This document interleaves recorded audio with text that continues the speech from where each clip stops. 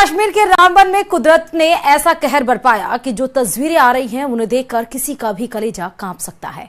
आसमान से उतरी आफत ने न सिर्फ कई लोगों को मौत की नींद सुला दिया, बल्कि इस तबाही की वजह से कई परिवार बेघर हो गए। देखिए रिपोर्ट।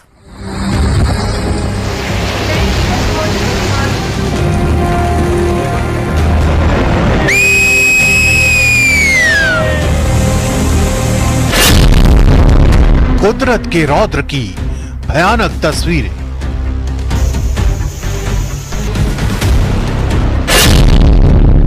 आसमान से बरसी कहर की बारिश,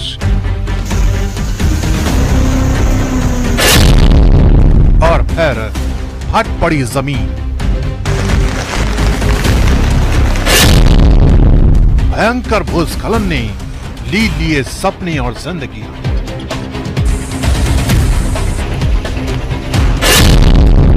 एक झटके में तबाह हुए आशियाने, चीखें, आंसू और सन्नाटा।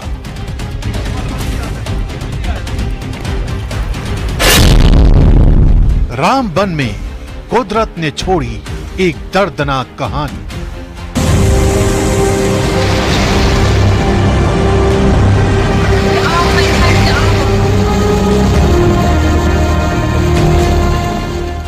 कुदरत की ताकत का असर क्या हो सकता है? जम्मू कश्मीर के रामबन से आई ये तस्वीरें इसी बात की तस्दीक करती हैं।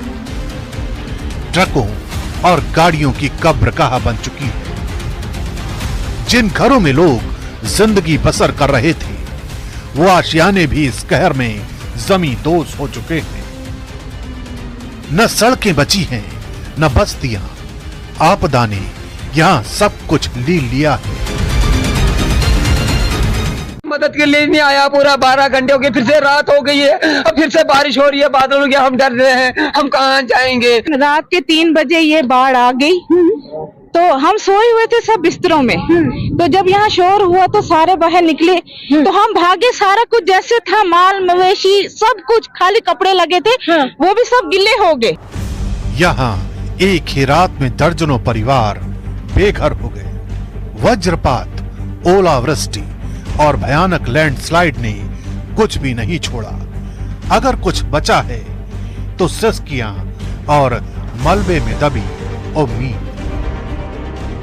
तब अंदाजा नहीं लगा सकते कि हम लोग नेशनल हाईवे पे चल रहे हैं, लेकिन कितना बड़ा पहाड़ियों से तूफान और क्या मंजर रहा होगा जो पूरे इलाके से। यहाँ से आप देखिए किस तरीके से यहाँ पर ये रेस्टोरेंट है पूरी तरह से डूब चुका है।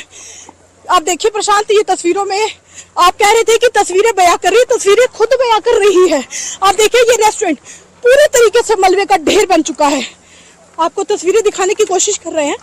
आप देखिए ये दूसरी मंजिल दिख रही है, इसकी पहली मंजिल और बेसमेंट तो दिखाई ही नहीं दे रहा। धर्मकुंड गांव में कुदरत ने सबसे ज्यादा कहर बरपाया। 40 घरों ने आपदा का दंश झेला है। 10 आशियाने पूरी तरह तबाह हो चुके हैं।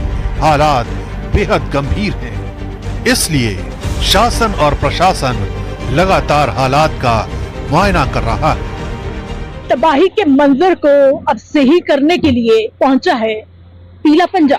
ये पीला पंजा अब जैसे जैसे यहाँ पर रास्ते को साफ कर रहा है। बता दें कि हम लोग सड़क पे हैं, मतलब अभी भी यहाँ से 10 फुट नीचे सड़क है, नेशनल हाईवे है, और उसके ऊपर मलबे का ढेर है। उसके ऊपर का भी जो मलबे का ढेर है वो ये जेसीबी हटाने का काम कर रही है। और ये अभी का नहीं कर रही है, बल्कि सुबह जितने बजे से ये बारिश यहाँ थमी थी, तभी से यहाँ पर 2 से 3 जेसीबी लगी और इस मलबे को हटाने का काम जो है वो यहाँ पर शुरू हुआ। रेस्टोरेंट, दुकानें, घर, झुग्गियां, सड़कें, गलियां, यहाँ कुछ भी बाकी नहीं है। 19 तारीख की रात आसमान से उतरी आफत ने जिंदगी और मौत का फासला मिटा दिया।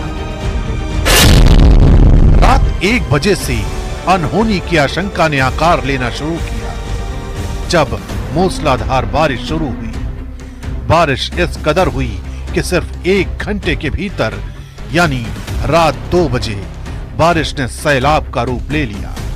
आलम यह हो गया कि सुबह 3:30 बजे तक रामबन का 14 किलोमीटर का इलाका सैलाब और लैंडस्लाइड में समा गया। सुबह की पहली किरण जब रामबन पर पड़ी तब तक सब कुछ बर्बाद हो चुका था। SHO ने कार्रवाई करते हुए भी धर्मकुंड वाले ने 100 लोगों को रेस्क्यू किया और उनको हाई सेकेंडरी स्कूल में रखा, लेकिन उसके बाद में वो अपने रिश्तेदारों के घर चले गए। इसी टाइप से हमने बनिहाल से भी पता किया, वहां भी एक फैमिली को रेस्क्यू उन्होंने किया। चंद्रकोट में हालात ठीक थे और बटोत में किसी कदर तक हालात ठीक थे, लेकिन रामबन में जो सबसे बड़ी प्रॉब्लम थी, हमारे SDPO और SHO उस ठीक 4 बजे आके मोहल्ले में पहुंचे, आगे पीछे के मोहल्ले में चेक किया और जहां तक भी लोगों की रिक्वायरमेंट थी उसको पूरा किया। इस भयानक तबाही का असर ये हुआ कि 700 से ज्यादा गाड़ियां मलबे में समा गई। सिर्फ स्थानीय लोगों को ही इस आपदा का सामना नहीं करना पड़ा, सैकड़ों सैलानी भी इस अचानक आई आपदा का शिकार हो गए।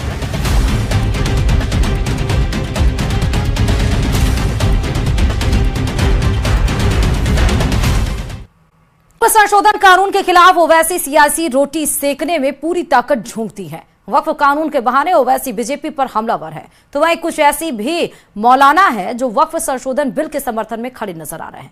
ओवैसी जैसे लोगों पर मुस्लिमों को भड़काने का आरोप लगा रहे हैं और इसी पर देखिए ये रिपोर्ट।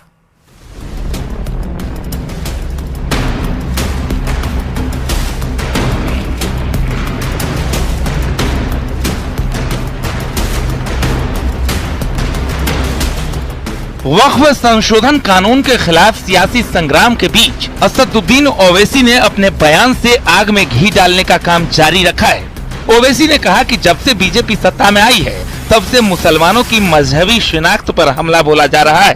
मुस्लिम महिलाओं को ताकतवर बनाने के बजाय उनके हिजाब छीने जा रहे हैं।